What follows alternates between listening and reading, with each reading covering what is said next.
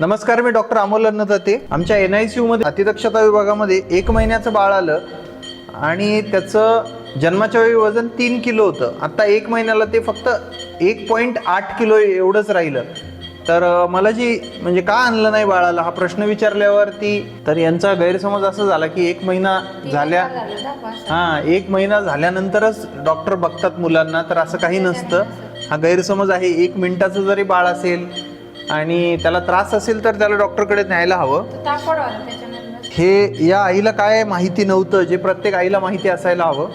तर 1 महिन्यामध्ये बाळाचं वजन कमी कधीच होत नाही, ते वाढलंच पाहिजे.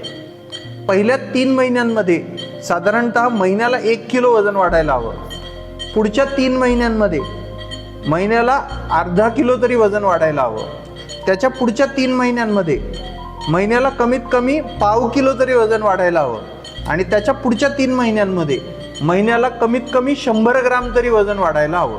6 महिन्याला वजन दुप्पट झालं पाहिजे, 1 वर्षाला तिप्पट झालं पाहिजे. ज्या मुलाचं वजन पहिल्या वर्षामध्ये वाढतं ते आयुष्यभर ठणठणीत राहतं. ज्या मुलाचं वजन पहिल्या वर्षात कमी राहतं त्याचं आयुष्यभर त्याचं आरोग्य आणि त्याचं वजन कमी राहतं.